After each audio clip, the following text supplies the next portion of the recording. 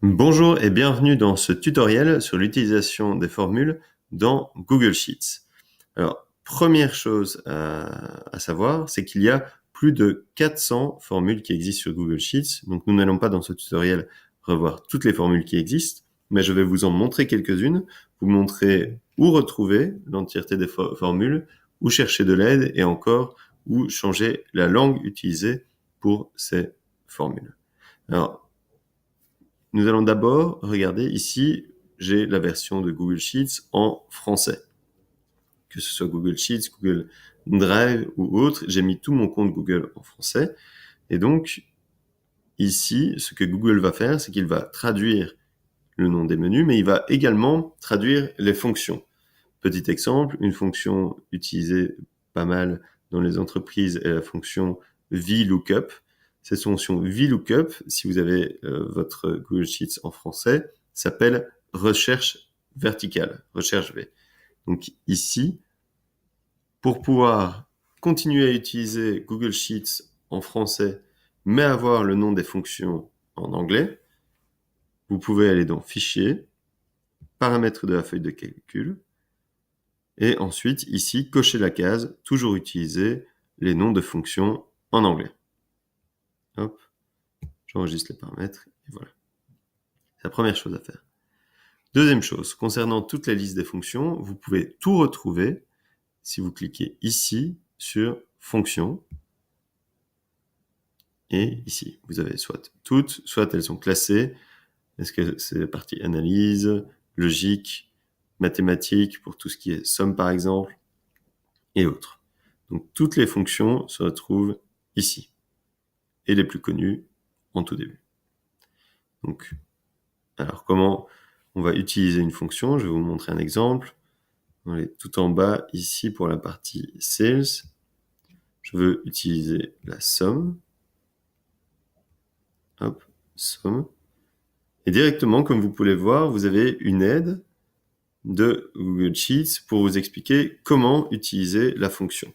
Avec un résumé de la fonction, ce qui doit être mis dans la valeur 1, puis ce qui doit être mis dans la valeur 2. D'accord? Ici, on va mettre somme pour la colonne sales. Donc, c'est la colonne qui s'appelle Q et qui commence à 2. Donc, Q2, 2 points. Q, et ici, nous étions à 758.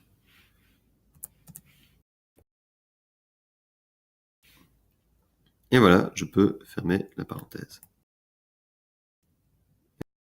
Je clique sur Enter. Hop, vous avez qui s'affiche juste ici, en dessous de 190 000 ou 190 000 pour nos amis français. Voilà. Deuxième possibilité pour choisir la somme, c'est de directement entrer la fonction si vous la connaissez, en commençant par égal. Donc vous tapez égal, et puis dès que je commence à taper somme, il va me proposer somme. De nouveau, faire la... D'accord? Une fois que vous commencez à taper, normalement l'aide disparaît, mais revient une fois que voilà, vous commencez à taper quelque chose de correct. Donc ça, c'est la première partie. Deuxième fonction assez utilisée, c'est la fonction pour faire une moyenne, donc average. Donc ici, je vais le faire avec directement égal average. Et comme vous voyez, directement, basé sur de l'intelligence artificielle, Google Sheets va me proposer la bonne colonne avec qui commence à 2 et qui termine à 758. Donc je n'ai plus qu'à cliquer. Hop, vérifier que cela est correct. Enter. Et voilà, j'ai directement la moyenne pour toute ma colonne. Donc 3.858. Autre possibilité, lorsque vous tapez directement, on va recommencer ici avec une somme. Vous pourrez, au lieu de devoir reprendre et taper Q2, ou par exemple ici R2, je peux remonter tout au-dessus du document, puis choisir à partir de cette colonne-ci, et dire que je ne fais la somme que pour cette partie-là. Hop, ensuite, je calcule en fermant la parenthèse. Et voilà.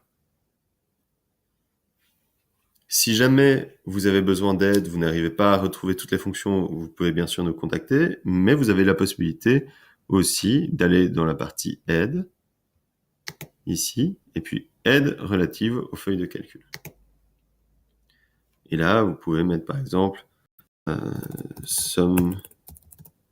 Voilà, si vous tapez somme, que je clique dessus, vous avez ici toute une explication. Si vous avez votre Google Sheets en anglais, lorsque vous tapez somme, vous avez la possibilité d'avoir de temps en temps des vidéos qui vont vous expliquer comment utiliser cela correctement. Donc la majorité des vidéos ont été faites en anglais, ne sont pas encore traduites en français. C'est pour ça qu'ici, vous avez un texte d'explication qui vous permet aussi de voir d'autres types de sommes. Par exemple, sum si, qui s'appelle ici, chez nous en anglais, sum if. D'accord ? Si vous avez d'autres questions, n'hésitez pas à revenir vers nous. Nous arrêterons ici pour cette courte vidéo sur les fonctions. J'espère que cette vidéo vous a plu et je vous souhaite en attendant une excellente journée.